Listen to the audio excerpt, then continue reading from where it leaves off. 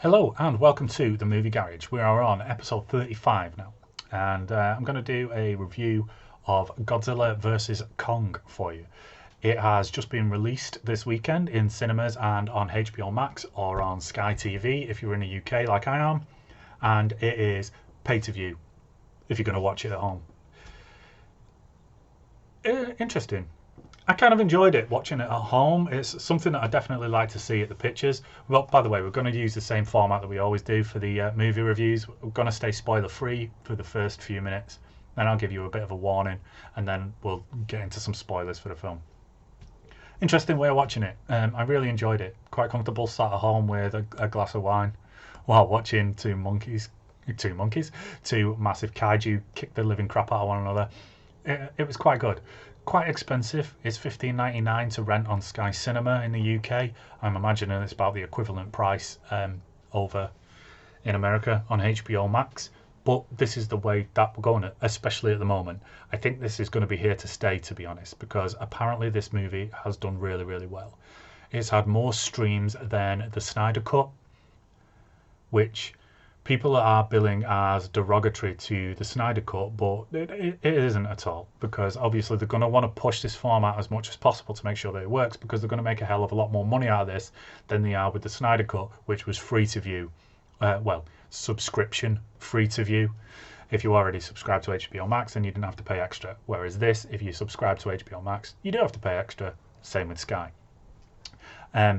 So all of the articles coming out about this that are screaming about how popular it's been is simply because of that, because they want to show how popular this is to make more money to continue doing it.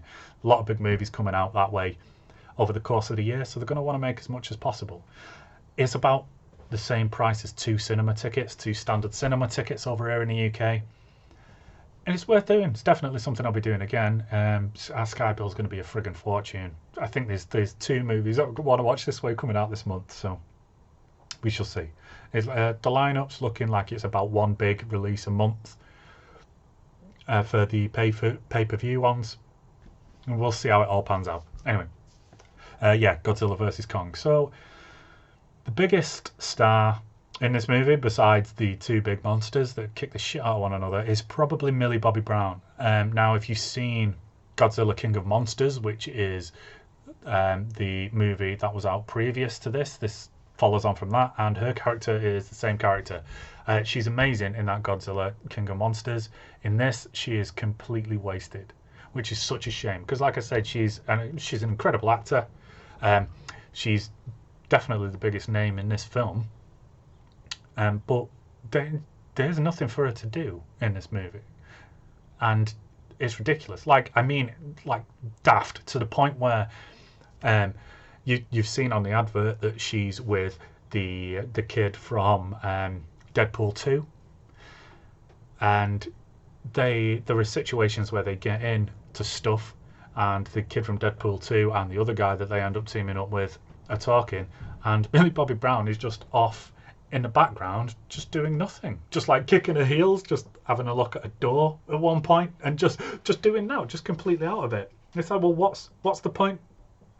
What is the point? Unless they're building it up for bigger things in next movies to come out, it just seems like a complete waste of character. There are a hell of a lot of human characters wasted in this. There are like too many people. Obviously, what they want to do is carry on each individual franchise, as well as the culmination of the movie franchise that they're putting together with the way that they've structured this film. So they needed to have two sets of characters, so they can have one go off with King Kong and one go off with Godzilla. If they survive to the end, who knows? But yeah, there's a lot of characters wasted that only have like a minute and a half screen time and just basically do nothing. That didn't have to be in this film at all in any way, shape or form.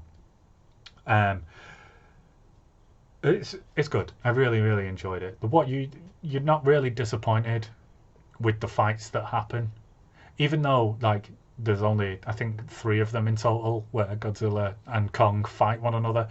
It's not disappointing. I think if they'd have done it all the way through, it'd have just been ridiculous. I think that if they'd have done a more story-driven film and then built it up to this big fight right at the end, then it'd have been disappointing again. So the way that they do it is spaced out during the movie. You follow one going one way, one going the other. That's quite nice. It keeps you entertained all the way through. The storylines are actually pretty good as well, although the Godzilla storyline is like hugely obvious. If you know anything about Godzilla whatsoever, it's kind of like obvious what's happening right from the very, very start. I didn't really see the King Kong one coming. I just went a bit insane, but apparently that serves me right because they allude to the big plot for King Kong in Godzilla King of Monsters, which I didn't know about until I watched honest trailers. The honest trailer for Godzilla Vs Kong. Obviously, don't watch it until you've watched the movie because there's a hell of a lot of spoilers in there. But I watched that and it throws back to a clip from Godzilla King of Monsters where he mentions everything that happens in this film, which is quite nice. Yeah, so yeah, let's get a little bit spoilery now. So if you've not seen a film, then pause it here or turn off and then come back when you've watched it. Listen to the rest of the review. Yeah, so like I said, Millie Bobby Brown character is completely wasted. I think their story is that she has been listening to a podcast of a conspiracy theorist, and she goes to meet him to try to figure out why Godzilla has started attacking humans, because obviously he's supposed to be there to protect us. That's the entire plot of the previous two movies of Godzilla. For some reason he's started attacking us, and she wants to find out why. She goes to her dad, who was incredible in that Godzilla King of Monsters and is amazing. In this, he is shit. He just completely dismisses her straight away. He didn't need to be in this movie in any way, shape or form. Absolutely ridiculous. So she goes and she finds her friend, who is the guy from Deadpool 2, and the pair of them go off to meet this conspiracy theorist. Now, there's one too many characters there, because like I mentioned a couple of minutes ago, Millie Bobby Brown's got absolutely nothing to do in this film, to the point where it's ridiculous. I kind of get why they did it. So I imagine they didn't want a young girl going on her own to meet a crazy conspiracy theorist who she's never known before and just listens to his podcast. That'd be a bit creepy, so I kind of get where they get that. But if I was them, I'd have found a better way to do it, and I wouldn't have had the guy in it from Deadpool. I'd have had Millie Bobby Brown's character do all the shit that he does, because he doesn't do very much either. Yeah, no real point. Other than that, King Kong's story is amazing. It starts with him trapped on Skull Island in a massive dome, and he knows he's trapped and he's really pissed off about it. Having him speak sign language was a bit ridiculous. I don't think they really needed to do that. They could have had him maybe communicate in other ways instead of basically just straight up talking to him and him understanding everything that they've done. I thought the story of him with the deaf girl, the only surviving member of the tribe that he protected all those years, that is just devastating. A storm wiped out this tribe that King Kong has protected. If you say King Kong Skull Island, this is referring to. So why they did it that way, I've got no idea. So like King Kong Skull Island is set in the 60s. Now I know they were setting up everything that's going to come and spiral onto these movies, like the Godzilla movies and all the other monster films that they've done, but it means that they can't use any of the amazing characters. They had Tom Hiddleston and Brie Larson in that, and Samuel L. Jackson for some of the film. They had a lot of amazing characters, but now obviously they'd be too old to star in these new movies, so I don't get why they did it. They could have set it in more modern times and had their characters continue, and instead they replaced them with other ones who are doing exactly the same thing. But yeah, so Kong's relationship with the little girl, who's the only surviving member of this tribe he spent his whole life protecting, is beautiful. That's really, really well done. Like I say, I probably would have left out the sign language. That was a bit much. The whole weird, crazy stuff that he originated in the center of the hollow earth was just completely bonkers. But I love the fact that they swung completely for the fences with it. I thought that was absolutely amazing. If you're going to go, you might as well go all in, and they definitely did with this plot, with everything that happens and all the way it's designed, and the mad ships and all the stuff that they find and the monsters that they find down there. I thought that was absolutely brilliant. If you're going to go for it proper. No point in doing half measures. Then obviously it culminates in a big fight at the end where we find out that the reason Godzilla has been going crazy and killing humans is because humans have created Mechagodzilla in order to kill Godzilla and to take over for themselves. Why? I don't get why humans did this. It doesn't make any sense. Godzilla, it's clear from the two previous movies that Godzilla is 100% on our side. He's protecting us. He's the king badass. And he was leaving us alone to do our own thing. So why would you build a electronic version of him to go and murder someone who has helped you out so much? It doesn't really explain that. And then also it's controlled by the skull of one of the bad monsters that he fights in the previous movie, in the King of Monsters, the thing with three heads. I'm pretty sure it's one of the three heads. They've got the skull, and they are using that along with a brain interface with a human to control Mechagodzilla, which is just ridiculous. Absolutely ridiculous. So apparently this three-headed monster, the heads communicated telepathically. They wouldn't have to do that. They share the same body. Surely they could have just done like a nervous system thing. Wouldn't have to be telepathic. But they're using that telepathic link as well as a funky helmet to control Mechagodzilla. And for some reason, Mechagodzilla becomes sentient. It doesn't really make any sense. He kind of gets an electric shock. It's as if like the ghost of this previous monster has inhabited Mechagodzilla and goes to get revenge on Godzilla, which is what it was designed to do in the first place. But no one's happy about that. Maybe because they know that it's being controlled by a crazy monster that wants all people dead. So, yeah, we see. I don't know, he might have been chill once he'd won. Godzilla was, wasn't he? But, yeah, God knows. Mechagodzilla in this movie looks utter shit. It's unbelievable how crap he looks. Like, as soon as I saw him, I was like, what the fuck have they done there? It was kind of obvious that they were going to do this. As soon as I saw that this movie was coming out, I knew exactly what the plot was going to be. 100% all the way through.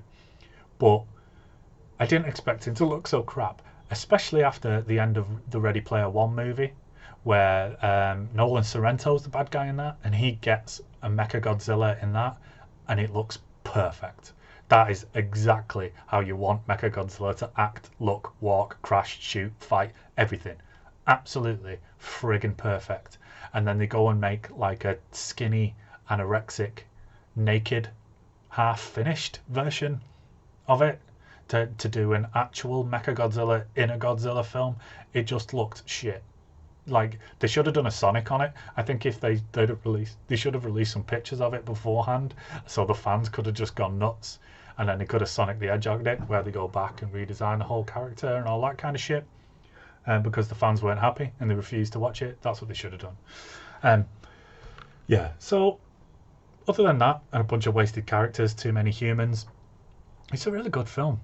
It's actually got a plot, though obviously no one's really going watching it for the plot. They just want to see two big monsters fuck each other up.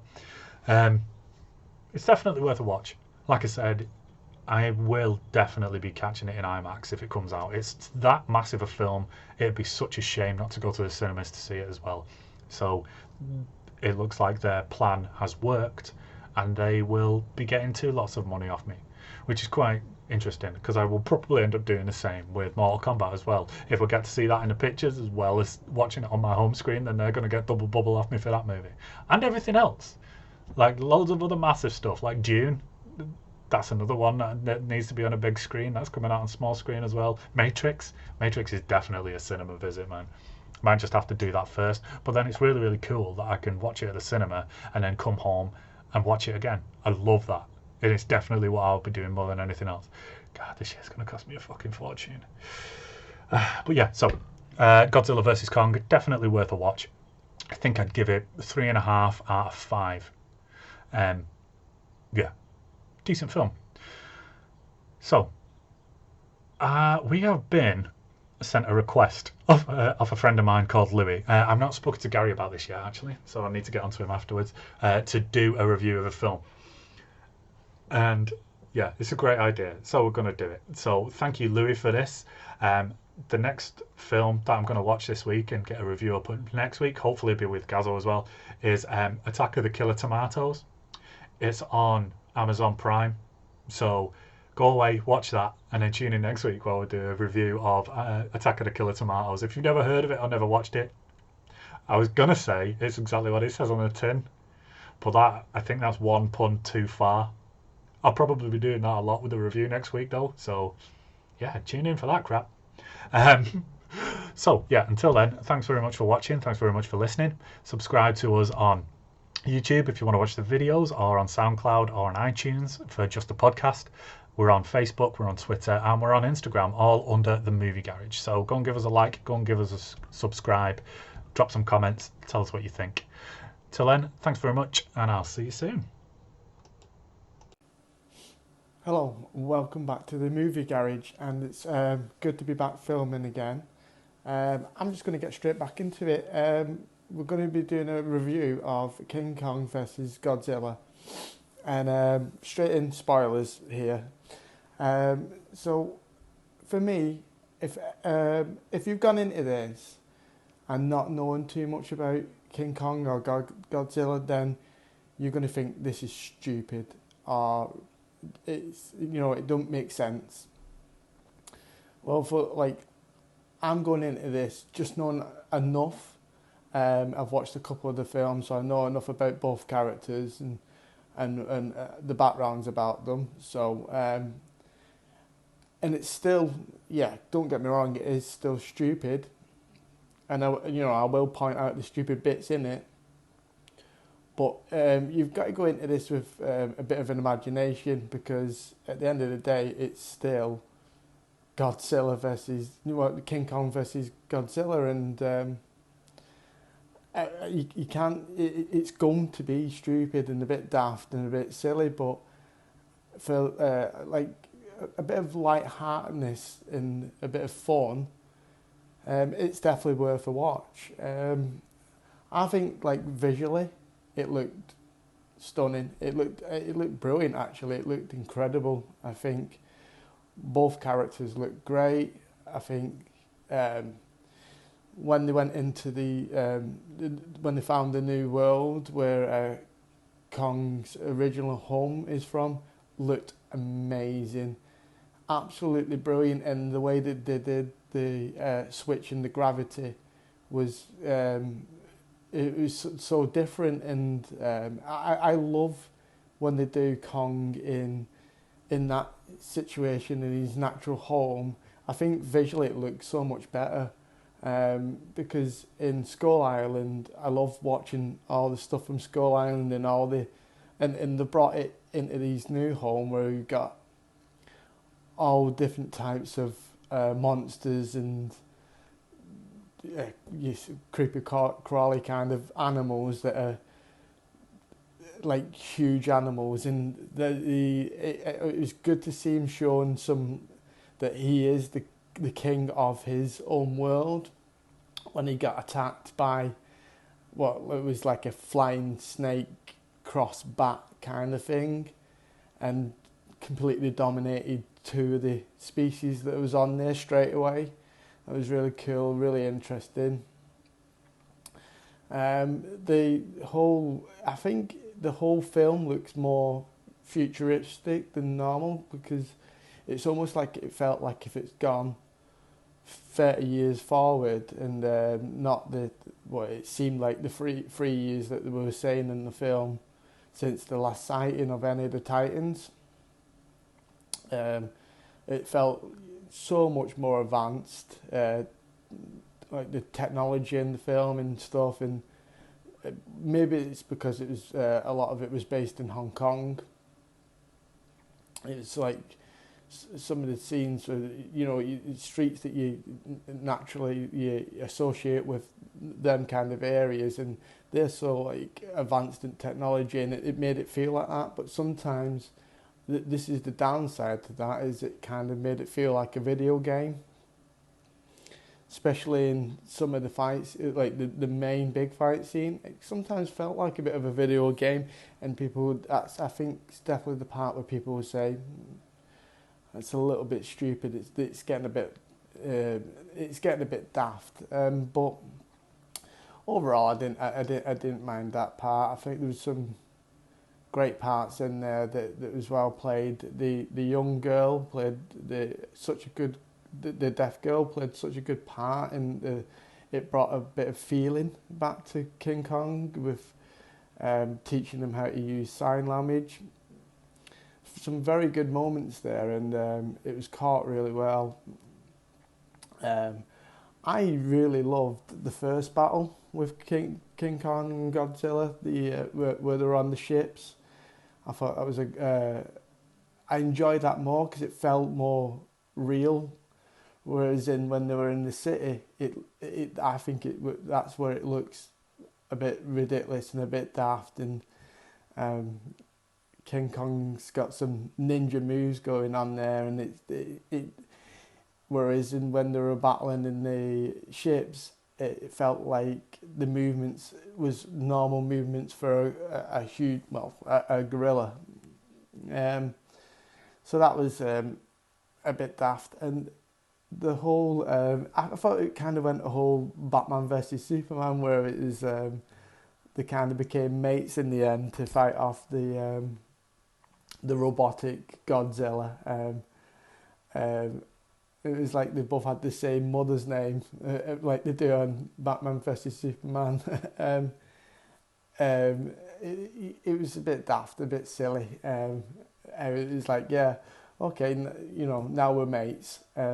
Let's beat up this electronic dude that them scientists have made, and that was it was a bit daft, a bit silly, but overall, the film was enjoyable, and it's definitely worth a watch. It's short too, so it kind of actually fly by. The time fly by, so it's a quick, enjoyable film. You don't really have to think too much about it. There's no